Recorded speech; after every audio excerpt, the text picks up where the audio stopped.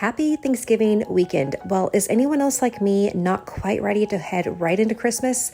I am merging from autumn to Christmas, and I had to paint one more autumn-inspired painting. I'm painting florals today, hydrangeas, with a autumn color scheme.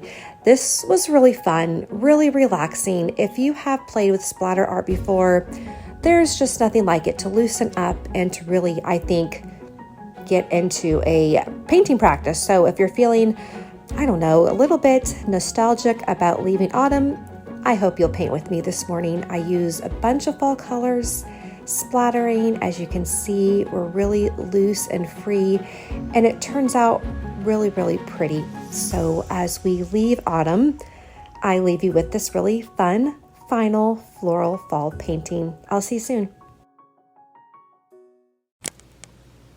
Hi everyone. Well, it is Thanksgiving weekend and I call this the merge weekend. Well, because I'm still in Thanksgiving mode in autumn and fall, but it's going into Christmas. So I wanted to do one more fall painting. I've got some leaves around me right now that have just been really, really fun to collect. I think part of the reason I'm really sinking into fall is because I am in New York this season and the fall here lingers. And I mean, look at these leaves. Aren't they gorgeous? They're just so beautiful. All the different colors. And I was going into one of my new favorite coffee shops, Ariston Cafe, which is partly a cafe and partly a floral shop. And they had these hydrangeas that were all in these fall colors. And of course, with everything that I don't know, but people know about flowers, they can change the colors, because I have never seen like these gorgeous brown and yellowish hydrangeas before, but they had them. So that's what we're going to paint today. And I'm excited because I've just outlined in a gold pen because I thought that would be fun to use gold instead of black to really emphasize the richness of fall. And I'm going to start splattering here and painting, and it's going to be a little bit of splattering, it's going to be a little bit of painting, but really if you two are just in that feeling of like, I am not ready for fall to be over quite yet. Like I love Christmas, but I really love fall, and I just want to do a little bit more in these gorgeous colors. Grab your paper, paint with me. You can see I've really not sketched any of the petals because we're gonna let those, I really mostly paint them in. I've sketched the leaves out with the gold pen. I've got a little one over here and then a bigger one. I'm just starting off with gamboge. All of my colors that I'm using today are going to be muted colors so that they're going to be really beautiful. So I'll be using a sap green, a burnt sienna. I will be using a raw umber, which is kind of goes between a fall and a winter color, but it's very dark and it blends really nicely with the other colors that I'm using. With the sap green, I'm going to use a little bit of purple as well. I'm going to grab my sap green and I'm actually just going to tap it a little bit closer in just to the leaves over here, and I'm going to come back in and probably do some actual more painting that's going to be a little bit more distinctive. I am going to do though some yellow in my leaves because the leaves on hydrangeas are often that multicolor when you look at them.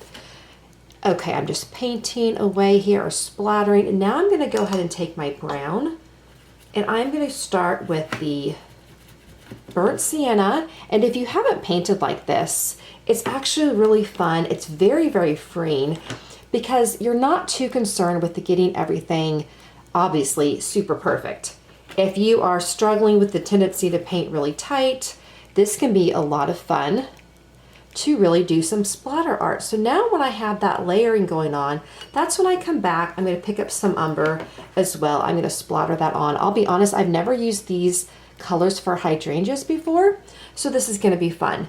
So what I do now is whenever I paint hydrangeas, what they really are, it's almost like, I think of them like a tree of flowers, because the hydrangea is just almost full of these gorgeous individual flowers all bunched together like a tree.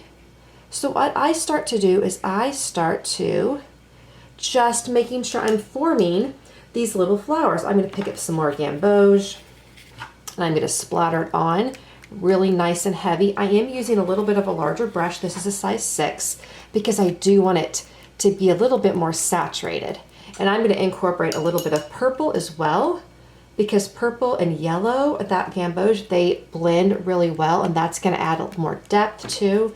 So I've got some dioxazine purple. I'm going to just splatter that over here, and I'm going to come up here and once again start creating those petals. I purposely created this painting where the hydrangeas are almost going off the page, almost like a 3/4 page. I wanted more space down here. And so I'm just again moving around. This is a I think it's a 9x12 paper that I'm using today. It is 9x12. So that's going to be easy. I'm going to pick up some brown to frame if I so desire to frame these. This would be a fun Christmas gift. If you are thinking about, maybe making some gifts for Christmas this year, these can be really fun to create these really big floral paintings. And it's not even that big, but it's bigger than the 6x8. And so once again, I'm leaving some white space as well. You're noticing I'm not trying to cover everything up. I'm also letting the colors merge and blend. I'm going to come back over here. We could really saturate it with a ton of paint, but then that can be a little bit tricky because the paper will buckle.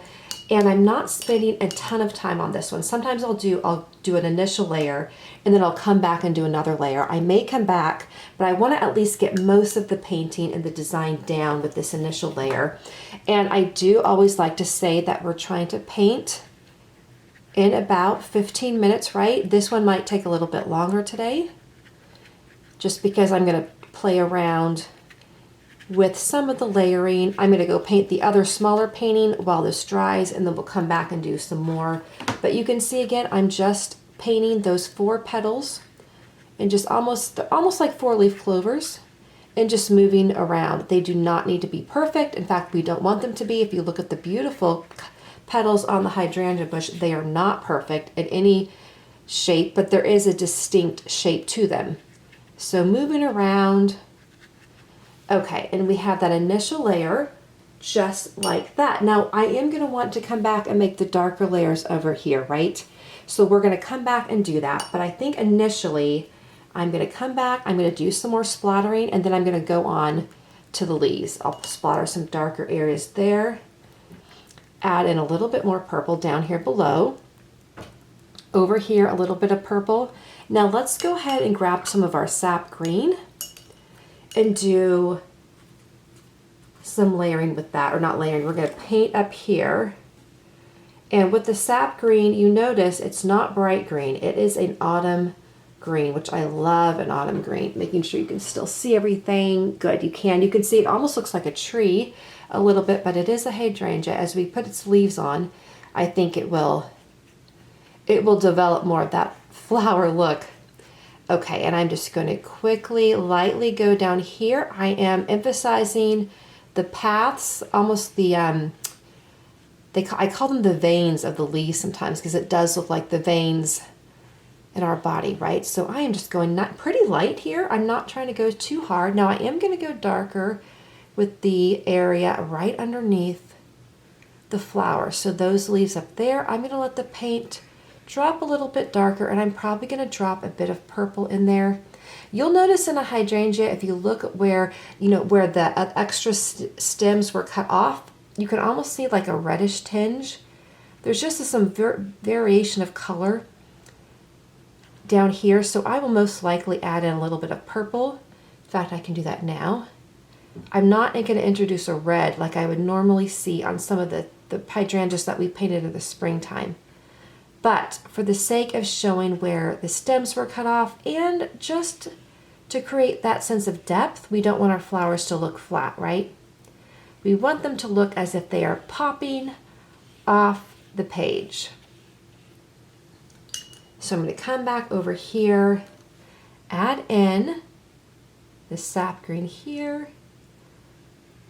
And the interesting thing, one of the distinctive features with hydrangeas is their stems, their leaves are not directly off the stem. There's always kind of like this branching stem, again, kind of like a tree.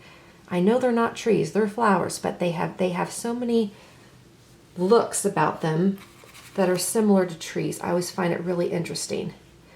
Okay, and once again, I'm going to go over the veins here of my, or the arteries in the veins of my lovely stems or my leaves, and just kind of let that move around. Now, if you want to create a little bit more of that watercolor look, I'm going to add some gamboge and then let it dance.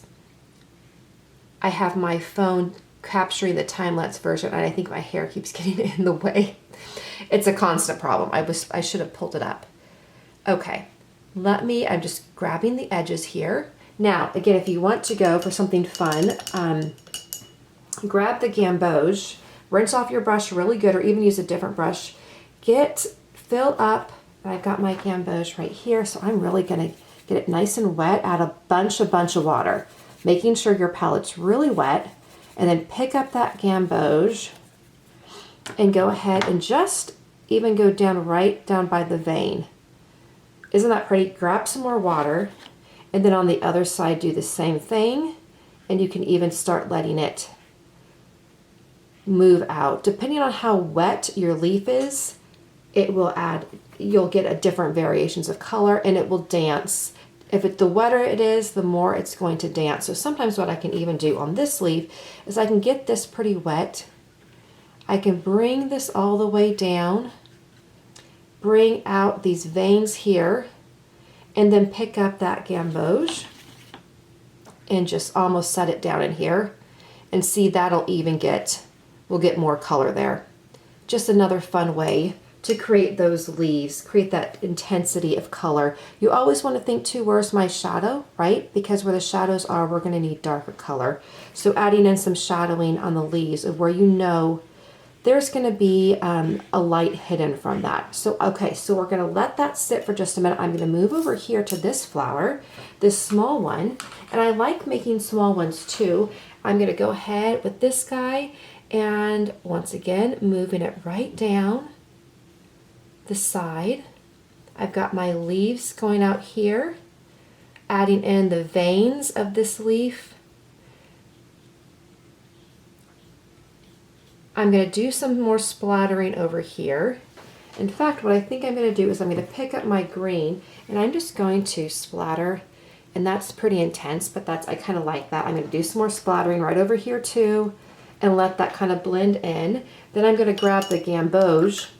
See how fun it is to play with this? There's lots of different ways you can create this really fun art with some splattering, and it'll just create different looks. I'm going to move this down. And then again, letting that color blend in together. I have a leaf right here, and then I have the stems going right up here. I'm going to pick up a little bit more color. I'm going to drop some of that yellow in. Then I'm going to pick up a smaller brush because this is a smaller painting over here. I don't want my green to go up into the flower too much. I don't mind a little bit.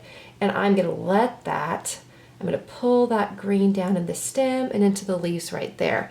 And that looks really nice. Okay, now I'm going to take the paintbrush over on this guy right over here, and I am going to take some of the brown, and I'm going to go ahead and just again do a little bit more. Let that color blend, create my little flowers here. Or even with this one, it's smaller. I'm almost even creating the appearance of flowers. Just letting it move all over. Isn't that fun? I'm going to go back up here. If you think this is like tons of fun, you might really enjoy my class Exuberant Flowers, where we have, I think there's like 8 workshops, and it's all florals. We hardly do any sketching. We just do lots of splattering. And from splattering and just paying attention to the flower's design, we create these really fun floral paintings. I'm hoping actually to do some live classes in 2024. I can hardly believe we're saying that, but it's so much fun to create flowers with the splatter technique. Okay, so I'm going to leave that one there. I'm going to come back over here, and where are we on our time? We are doing, okay, we're 13 minutes. I'm impressed. We're moving along nice and fast, and you know, you do not need to go this fast, of course. At home, you can take your time, but just for the sake of the video and you kind of get the idea of where this is going to, right? I'm going to go ahead, and this is to where I start laying on a little bit more of intense colors because I want to create that layer of depth. But you can also see where now that the initial flowers have dried, I'm going to do some splattering down here. There is just a fun look that the splatters create on top of the color, which I really have fun with. So I'm even going to pick up some green, and I'm going to put some green around here too, because we want to spread our colors everywhere. I want to make sure that I don't want to use too many colors because I want the colors to dance around the entire painting. So now that I have that, I'm going to do a little bit more of the browns up here, and I'm going to go ahead and create just that sense of that lower layer of flowers that would be deeper in color because they are covered by shadow. There's not so much light hitting them. So I'm going to move this around here. Again, not coloring everything in. I want some of that white to show. That's the magic of watercolor, of keeping some of that white inside the painting, of just showing where the light is reflecting. And I'm thinking too, the light's probably coming in right here where it's the lightest up here, and it's going to be darker, which means I am down here going to create a little bit more depth in my leaf. Okay, so I'm going to create over here a little bit. I'm going to pick up some purple and just let that purple blend. And you can see where the purple blends nicely with the brown and that gamboge, right? In some areas, it's more distinct, but it doesn't look like it's out of place. It all blends in beautifully. Okay, now I am going to grab some of that gamboge over here. I'm going to sprinkle that on right over here. I'm going to come up here and create some more shapes over here. Again, we're just letting the paint dance together, creating these really lovely colors. I'm going to add some purple. And doesn't this look like a fall hydrangea? Now, have I ever seen this one in a garden? I have not, but I did see them in the floral shop, and I just thought this is so beautiful. I love the fact that one of my favorite flowers is in fall colors. My sister and I were talking. She is not so, my youngest sister is not so fond of them, and I was not fond of these when I was little too. Like, she's not little, she's an adult, she's a young adult. But when it's only been in recent years, like all in my 20s, even into my 30s, I was not impressed with hydrangeas. And I do not know why. All of a sudden, if I just saw them in a new light, but the last few years, I have kind of fallen in love. I think it's, you know what, I think it's their resilience in the heat and their robustness and the way they just bloom with such brilliance. And they just seem to flourish. They do need a little bit of shade, but they can flourish in really hot weather. And there's just something about these flowers that I am drawn to. Okay, just a few more splatters. I'm going to do a bit more purple. I'm going to do some splatters over here with our painting, which this one is not quite as distinctive. I'll probably need to let him dry a little bit and then come back because it was a little bit more concentrated. You can see too that even with the splattering, it's sinking in a bit. So I'll probably let this sit and then come back, and after it dries, I might be able to get some more distinct shapes. But even now, I can kind of go with the darker brown and let that dance around. I've hidden more of the flower. I didn't mean to, so you almost have a shot. It's a study of the hydrangea's leaves with a bit, right? A bit of the flower showing. I'm going to go up here. We are going to make sure we have our leaf right in here. We've got a couple leaves. Create that darker intensity right there. And then right over here as well. And what I'll do is I'm going to add just a touch of purple over there. And I'm going to add a little bit of purple at some different spots on the stem too. Now, to bring the whole thing together, I'll take some gamboge. And with the gamboge, I am just going to fan out some of that color. And right in there as well. Okay, that is really lovely. And then over here with this guy, I'm going to take one more area of the swipe with the green to create that sense of shadowing where it's darker. Don't be afraid to go bold, right? Let's go bold in some places. I notice right here I need to pull this color down on the stem, kind of look over your painting. Where did we have any areas where we just missed a little bit? Left some area blank. I'm going to let a little bit of purple in there. And I'm going to have some purple go down the vein as well. This main stem, and then all these veins going off the main artery, so to speak. Okay, this looks really, really fun. Now I'm going to let it sit and dry. I may come back later and add in some more details, but goodness, on this gorgeous fall day, on this beautiful Thanksgiving weekend, how much fun just to have one more fall painting before we go really into the summertime. Okay, I hope you enjoyed this as much as I did. Let me know in your comments what you think, and I will be back soon, and we're going to be painting some gorgeous Christmas wreaths, Christmas bouquets. It's going to be so much fun. All right, you guys, I'll